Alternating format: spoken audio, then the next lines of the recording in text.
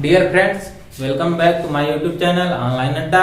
तो आज हम आपको पढ़ाएंगे कोशिकांग के बारे में। तो आइए सबसे पहले स्टार्ट करते हैं माइटोकॉन्ड्रिया से। तो दोस्तों, माइटोकॉन्ड्रिया सबसे पहला क्वेश्चन पूछा जाता है, माइटोकॉन्ड्रिया की खोज किसने की थी? तो माइटोकॉन्ड्रिया खोज दोस्तों कोलिकर ने की थी। कोलिकर ने ये जो है कीटों के पेशियों की थी, कीटों के पेशियों में। तो दोस्तों, माइटोकॉन्ड्रिया खोज कोलिकर ने कीटों के पेशियों में की थी और माइटोकॉन्ड्रिया नाम दिया था सी बेंडा ने, और माइटोकॉन्ड्रिया को बायोप्लास्ट नाम जो है वो अल्टमान ने दिया था। तो दोस्तों, इनमें देखिए सब अधिकतर कंफ्यूजन होता है कि नाम किसने दिया और खोज किसने की और इसको बायोप्लास्ट किसने कहा। तो दोस्तों, इसमें आपको बिल्कुल कंफ्यूज नहीं होना है, क्योंकि आप इसे 1 से 2 बार रटेंगे तो आपको अच्छे से याद हो जाएगा। और आपको बता दो कि माइटोकॉन्ड्रिया खोज जो है वो कोलिकर ने कीटों के पेशियों में की थी और इसका नाम जो है सी बेंडा ने दिया था, और माइटोकॉन्ड्रिया को बायोप्लास्ट नाम अल्टमान ने दिया था। तो इसके आगे आते हैं। तो माइटोकॉन्ड्रिया को कहा जाता है, तो दोस्तों आपने शायद सुना भी होगा, माइटोकॉन्ड्रिया को कोशिका का ऊर्जा गृह कहा जाता है।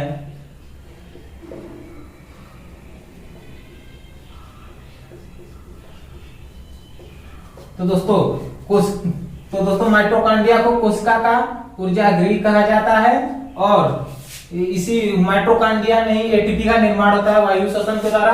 और एटीपी एडेनोसिन ट्राइफॉस्फेट, ये क्वेश्चन अक्सर पूछे जाते हैं आपके यूपी कैटेट में।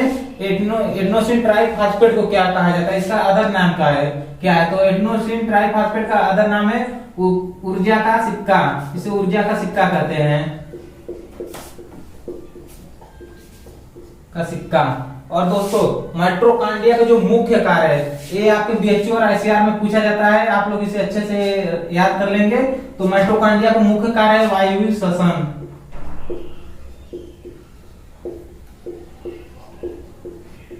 तो दोस्तों आप इसे अच्छे से याद करेंगे, वायु श्वसन। जो माइटोकॉन्ड्रिया का मुख्य कार्य है वो वायु श्वसन है।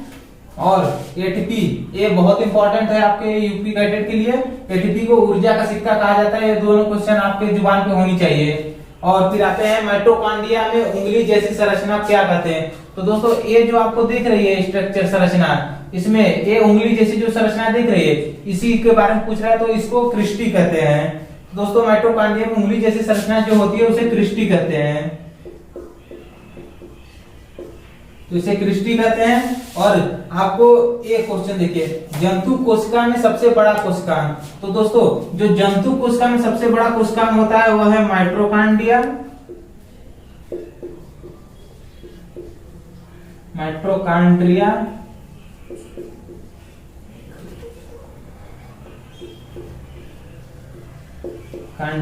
तो दोस्तों, जब आपसे देखिए इसमें 2 क्वेश्चन होते हैं। जंतु कोशिका में सबसे बड़ा कोशिकांग जब पूछा जाए तब वो होता है माइटोकॉन्ड्रिया। लेकिन अगर जंतु और पादप कोशिका में जो सबसे बड़ा कोशिकांग पूछा जाता है तो होता है हरित लवक। तो दोस्तों, जो सबसे बड़ा जंतु और पादप कोशिका में जब दोनों पूछे तब वो होता है हरित लवक। लेकिन अगर केवल जंतु कोशिका पूछ रहा है तब सबसे बड़ा कोशिकांग होता है माइटोकॉन्ड्रिया। इन दोनों में आपको कंफ्यूज नहीं होना है, ये जंतु और पादप दोनों में सबसे बड़ा कोशिकांग होता है, लेकिन जो जंतु में होता है वो केवल माइटोकॉन्ड्रिया है। और क्रेब चक्र, दोस्तों आप जानते हैं प्रकाश संश्लेषण में क्रेब चक्र चलता है भोजन का निर्माण होने के लिए। तो क्रेब चक्र माइटोकॉन्ड्रिया किस भाग में चलता है? तो दोस्तों, क्रेब चक्र जो है माइटोकॉन्ड्रिया के मैट्रिक्स में चलता है। तो दोस्तों, ये जो है ये पूरा मैट्रिक्स है। इसमें जितने भी ये पार्ट खाली है, इसमें देखिए इसी में चलता है क्रेब चक्र। तो आपसे क्वेश्चन पूछा जाए क्रेब चक्र माइटोकॉन्ड्रिया किस भाग में चलता है, तो ये मैट्रिक्स में चलता है। ये प्रकाश संश्लेषण की क्रिया है और माइटोकॉन्ड्रिया का दूसरा नाम। तो दोस्तों, एक क्वेश्चन अक्सर पूछे जाते हैं, माइटोकॉन्ड्रिया का अदर नेम क्या है? तो माइटोकॉन्ड्रिया का अदर नेम है कॉन्ड्रियोसोम।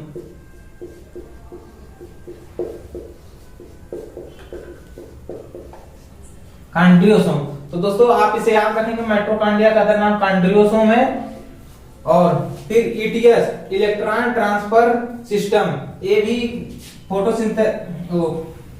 ये भी प्रकाश संश्लेषण का ही भाग है, इलेक्ट्रॉन ट्रांसफर सिस्टम। ये माइटोकॉन्ड्रिया के किस भाग में चलता है? वैसे ये तो प्रकाश संश्लेषण का है, लेकिन माइटोकॉन्ड्रिया से रिलेटेड है, इसलिए मैं आपको यहीं पे बता दे रहा हूं। तो दोस्तों आप लोग इसे याद रखिएगा, ETS electron transfer system. Mitochondria के जो मैट्रिक्स होता है,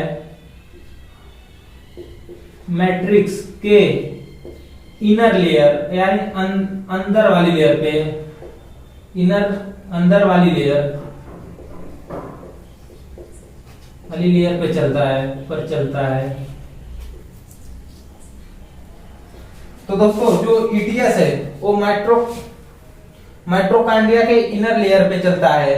तो जो ए वाला जो है, ए मैट्रिक्स का ए इनर लेयर, इस पे चलता है ईटीएस साइकिल। इसमें भी एटीपी का निर्माण होता है और फिर इसके माइटोकॉन्ड्रिया में राइबोसोम पाया जाता है। तो दोस्तों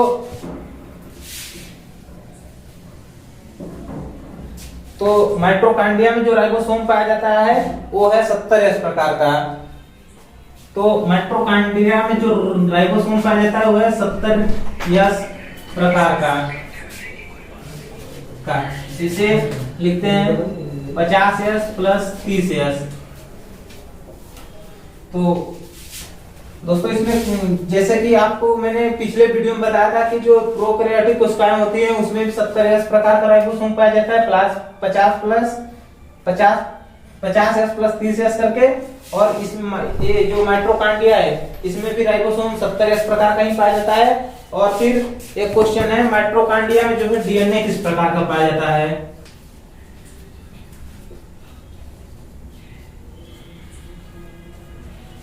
माइटोकॉन्ड्रिया में डीएनए किस प्रकार का पाया जाता है?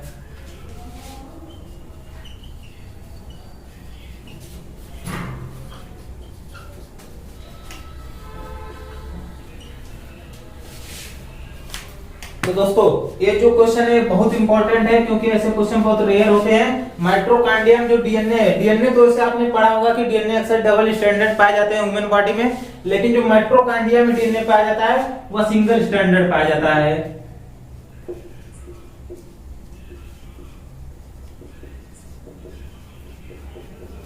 तो दोस्तों जो माइटोकॉन्ड्रिया में डीएनए होता है वो सिंगल स्ट्रैंडेड एकल वृत्ताकार डीएनए पाया जाता है। और एकल डीएनए वृत्ताकार कुछ वायरस में पाए जाते हैं। ये डीएनए जो होते हैं एकल वृत्ताकार, ये वायरस से जो होने वाले रोग होते हैं उनके वाहक होते हैं। इनके द्वारा कई बीमारियां जैसे वायरस से संबंधित रोग फैलते हैं। और दोस्तों फिर से आपको बता दूं, ये जो है माइटोकॉन्ड्रिया का फिगर है, ये जो है आउटर लेयर है।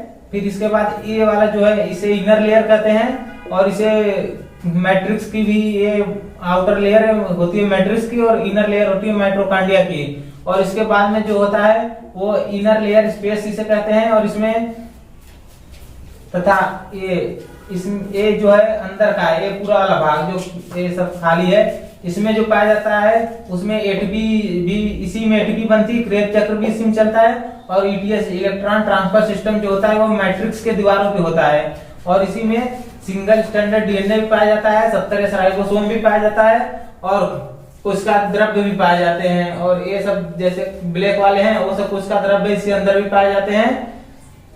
तो दोस्तों आपने देखा माइटोकॉन्ड्रिया से इतने क्वेश्चन हो गए हैं, लेकिन एक और क्वेश्चन है जो काफी इंपॉर्टेंस रखता है अपने आप में, कि माइटोकॉन्ड्रिया जो होता है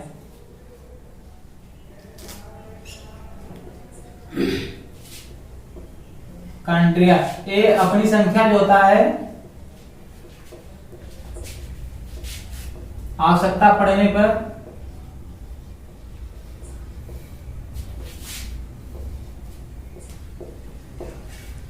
बढ़ा सकता है।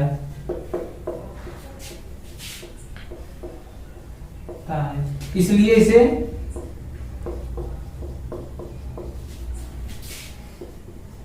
समायोजी कोशिकांग कहते हैं।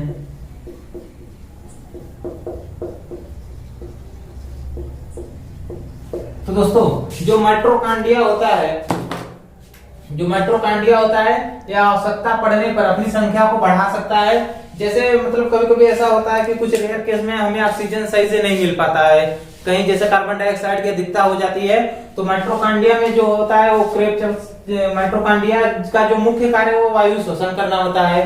तो माइटोकॉन्ड्रिया में जब सही से ऑक्सीजन नहीं मिल पाता है तो माइटोकॉन्ड्रिया अपनी जो संख्या है वो बढ़ा लेता है, जिससे कि उसे ज्यादा उतना परिश्रम ना करना पड़े। अदर जो माइटोकॉन्ड्रिया वो भी ऑक्सीजन को लेकर एनर्जी रिलीज करते रहे, इसलिए ये अपनी एनर्जी जो है उसे बढ़ाता रहता है, मतलब अपनी संख्या को बढ़ा लेता है। और इस गुण को समायोजी कहते हैं। समायोजन करना मतलब एक से कईयों का निर्माण करना, और इसी को समायोजी कोशिकांग भी कहते हैं। और ऐसा अदर जो कोशिकांग होते हैं इनमें ऐसे गुण नहीं पाए जाते, लेकिन एक और होता है जैसे लीवर, वो पुनर्भुदन की क्षमता जो होती है वो लीवर में होती है, लेकिन इसमें समायोजन मतलब खुद को बढ़ा सकता है। लेकिन जो लीवर है हमारे शरीर का एक ऐसा कोशिकांग जो खुद में मतलब अगर वह कट जाता है, किसी आपने देखा होगा कोई ऑपरेशन होता है तो उसमें लीवर काट के निकाल दिया जाता है, लेकिन उतना इंसान को दिक्कत नहीं होता है। इसमें ये होता है कि वो उसमें पुनर्भुदन करने की क्षमता होती है और वो अपनी कोशिकाओं को फिर से रिलीज करके वो उतना कर लेता है। और ये जो माइटोकॉन्ड्रिया होता है ये अपनी संख्या को बढ़ाता है, लेकिन लीवर में अपनी कोशिकाओं को बढ़ाता है। तो दोस्तों माइटोकॉन्ड्रिया से इतने क्वेश्चन, अब हम आगे देखेंगे, नेक्स्ट वीडियो में देखेंगे प्लास्टिड यानी लवक के बारे में, कि लवक क्या होते हैं, इनके फंक्शंस क्या हैं, इनसे जो इम्पोर्टेंट क्वेश्चन होते हैं वो क्या क्या पूछे जाते हैं, और लवक में कौन इसके कितने प्रकार होते हैं, इसका क्या फंक्शन है। तो दोस्तों हम इसे अगली वीडियो में देखेंगे। अभी तक के लिए इतना ही। तो अगर आपको वीडियो पसंद आया हो तो चैनल को सब्सक्राइब करें, वीडियो को शेयर करें और ज्यादा से ज्यादा लाइक करें। धन्यवाद।